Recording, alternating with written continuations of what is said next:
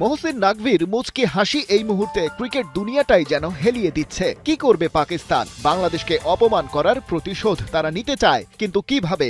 Jio news যেন হয়ে উঠেছে পাকিস্তান ক্রিকেট বোর্ডের মুখপাত্র। তারাই জানিয়েছিল প্রথম এই সম্ভাবনার কথা। নাকভির কাছ থেকে মিলেছিল কনফার্মেশন, বিশ্বকাপটা এবার বয়কট করতেও পারে পাকিস্তান। তবে চূড়ান্ত সিদ্ধান্ত দেবে সরকার। মিটিং হবে প্রধানমন্ত্রী শাহবাজ শরীফের সাথে।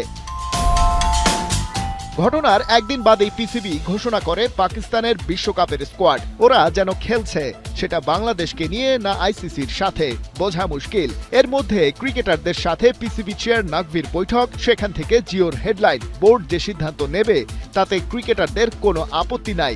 বাংলাদেশকে অপমানের শোধ তারাও নিতে চায়। জিও নিউজের ওয়েব পাতায় সোমবার সকালের আরেকটা খবর। এটা আবার নতুন আইডিয়া। পুরো বিশ্বকাপ নয়, পাকিস্তান বয়কট করবে ভারতের বিপক্ষে ম্যাচটা। তাতে ম্যান ইন গ্রিনদের ক্ষতি 2 পয়েন্ট। এমনিতে বিশ্বকাপে ভারতের বিপক্ষে জয়ে যদিও তাদের জন্য সোনার হরিণ, তবে লাভ যেটা হবে তা হলো ভারত আর তাদের গৃহপালিত আইসিসিকে একটা মোক্ষম জবাব দেয়া যাবে। ভারত পাকিস্তান ম্যাচ অফ হয়ে যাওয়া মানেই বিরাট অঙ্কের রেভিনিউ লস। কথিত আছে পুরো একটা এশিয়া কাপ হয়তো এই ম্যাচের জন্যই। কিন্তু কোনটা সত্যি? শুধু ভারত ম্যাচ বয়কট, নাকি পুরো বিশ্বকাপ থেকেই নিজেদের সরিয়ে নেবে পাকিস্তান? তাহলে যে দল ঘোষণা হলো সেটা কি নাটক ছিল? বিশ্বকাপ ঠিকই খেলবে পাকিস্তান, তাও সব ম্যাচই? মনে পড়তে পারে নাকভির কদিন আগে বলা একটা কথা। পাকিস্তানের এই স্বরাষ্ট্রমন্ত্রী বলছিলেন তাদের হাতে এই বিশ্বকাপে অংশ নেয়া ইস্যুতে প্ল্যান এ থেকে ডি পর্যন্ত আছে। সোমবার বিকেলে এই ইস্যুতে প্রধানমন্ত্রী শাহবাজ শরীফের সাথে আলোচনায় বসেছিলেন নাকভি। বহুল কাঙ্ক্ষিত সেই মিটিং।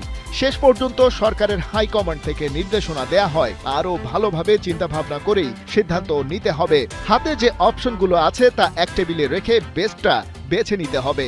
ঠিক এই কথাটাই মিটিং থেকে বেরিয়ে নিজের এক্স হ্যান্ডেলে লিখেছেন মিস্টার নাকভি। তবে চূড়ান্ত সিদ্ধান্ত আসেনি।